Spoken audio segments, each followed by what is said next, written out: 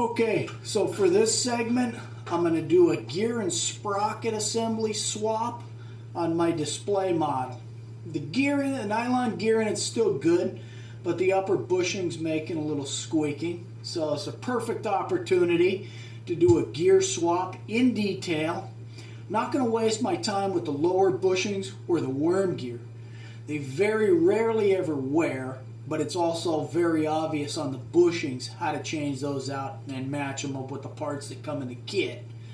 Worm gear, same thing. Not quite as easy though, but I haven't seen a nylon worm gear wear out yet. So I'm going to exclude that. I'm just going to do a gear swap on this, start to finish. Try to get in as close as we can and show you guys how to change that out. Alright, so the first thing you want to do, release the door from where it stopped operating. When you unloosen the chain, don't let the inner trolley start traveling up and down. It's going to mess up your limits when you go to reconnect it up. So I'm going to take my vice grips here. I'm going to lock the inner trolley in place, right where I want it to stay. Before I start messing around with the chain, it'll make it easier in the long run to adjust the limits. Just a little bit of fine tuning. Now, I'm going to loosen up the chain right here. Okay, now I'm going to take the chain off the sprocket. Inner trolley stays in place. Pull this off. I'm just going to let the chain dangle there.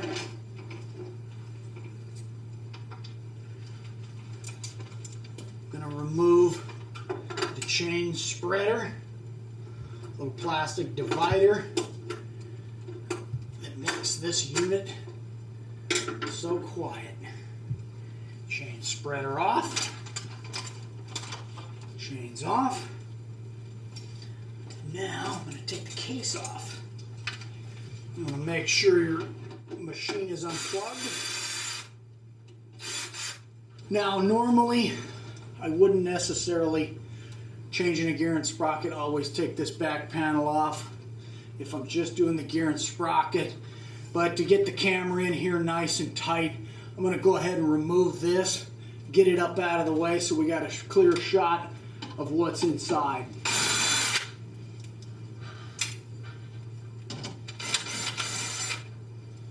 Okay, loosen that. Unplug the wiring harness. Circuit board's free. Okay, now back panel's off. You're looking at it from a rear angle underneath. You've got a screw underneath here that's accessible with an impact, 5/16. Another one over here. But this one on the back side here up above the helical gear, you have to do it with a 5/16 either open end or ratchet style wrench. It's not accessible any other way. So I'm going to take these two off. It's on the underside. Can't do it from the top. Take that off. Okay, and then I'm going to take off this last hard to get screw here.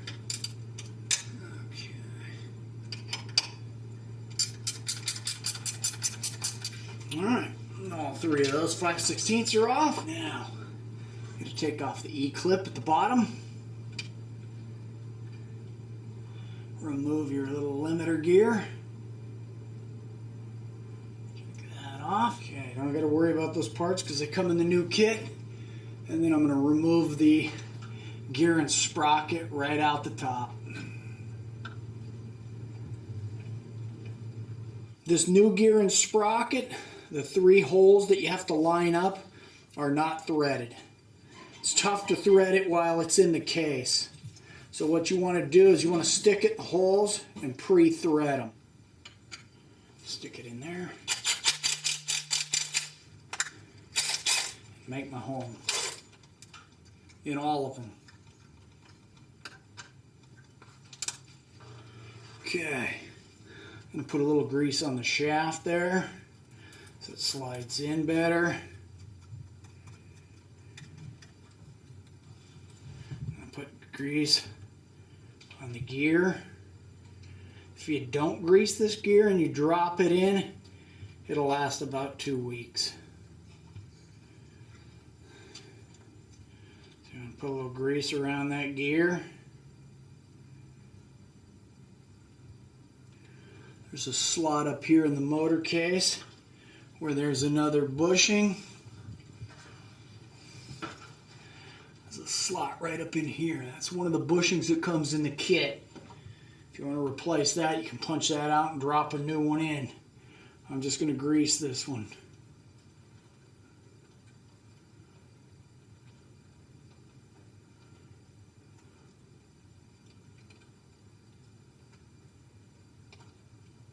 Okay, and I'll put just a dab on the other nylon gears.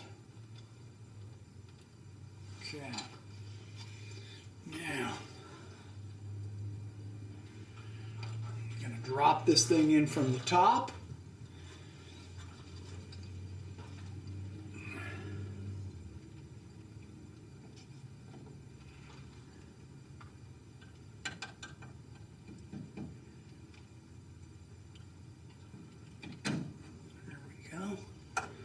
Line up the 3 holes. Put the gear back on here.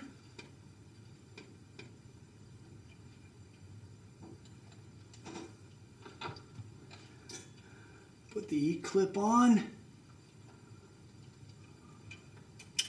Lock that into place.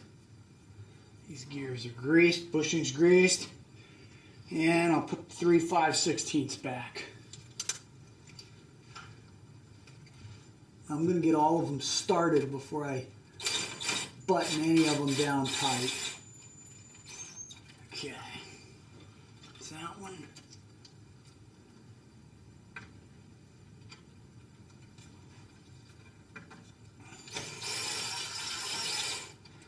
That one. And last but not least, the one I got to do by hand.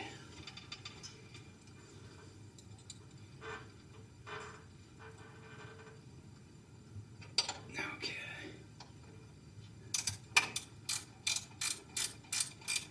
This is where you'll be glad that you pre-threaded that.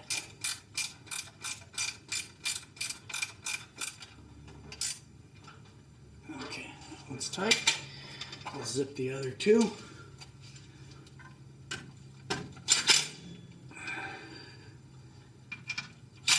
Don't need to get crazy with the impact. Okay, sprockets in.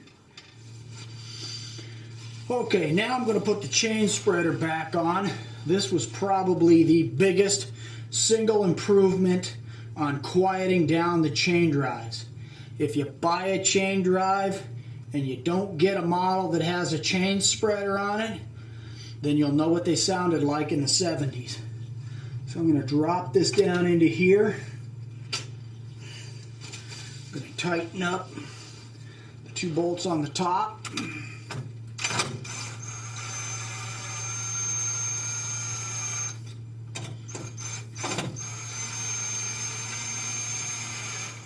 Okay, and I'm going to finish it off by hand.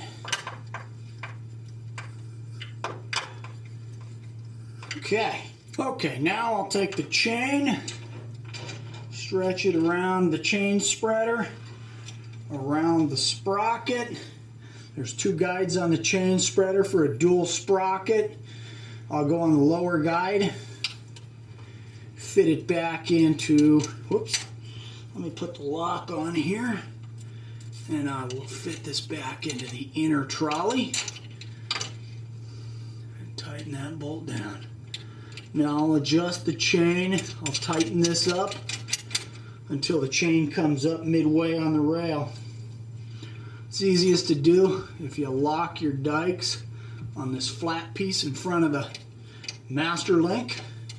Pull it forward as far as you can by hand and just start tightening until the chain comes up. Okay, should be good.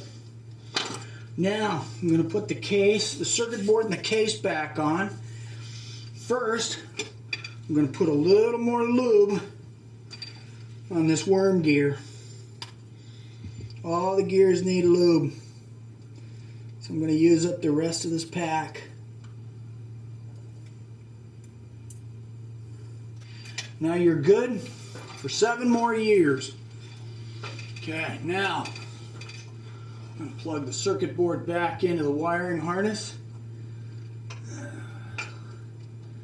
Shove that all the way in. Put this back up here. Get a bolt started here. Now on Liftmasters, they typically have these little rubber grommets on the case and on the motor case. Helps isolate the vibration of the case. Make sure you have your 2 limit slots lined up with your 2 limit knobs. Slide that puppy up in here. Sometimes this is the hardest part of the whole job. Put that up in there. Got the fine thread metal screws going the sides. Now the front to back screws, the 2 down here and the 2 in the front, those are a rough threaded screw because they're going into plastic. Don't confuse your 4 screws. Rough thread front and back, fine thread up top on the sides. Okay, 4 screws front and back, 2 on front, 2 on back are tightened down. Pull my vice grips off. Chain seems to be okay, but we'll know a little better once we listen to it. Now I just got to plug it in.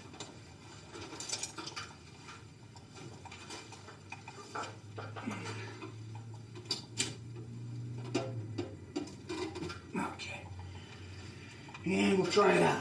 We might have to fine tune the limits just a hair. Okay, here we go.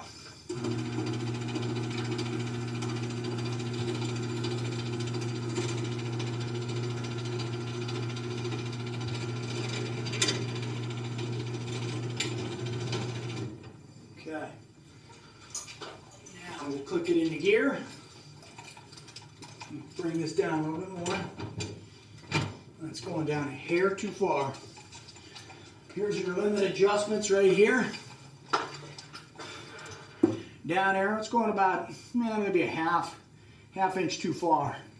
So I'm going to go against that arrow, do about 3/4 of a turn, and now I'm going to reconnect it.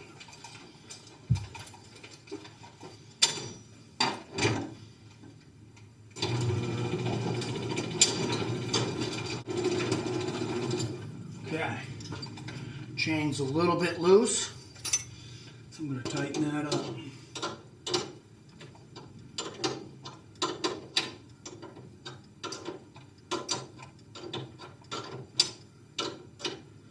Lock it down, try it again.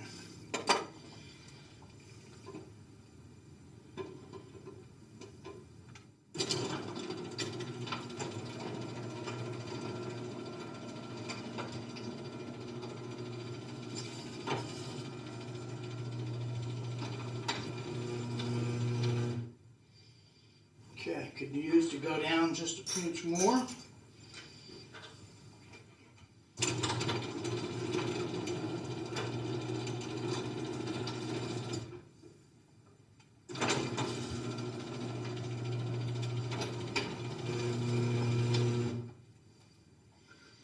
Okay, looks about right. Bring it up, check the up limit again, and you're good. You got a little breathing room in between your lens cover bolt protector, just in case this drifts a little. You don't want it jamming into that. We're plenty spaced out from that. It sounds normal, it works normal, and in another 7 years I'll need to re-grease the gears. So that's it. Gear and sprocket assembly done.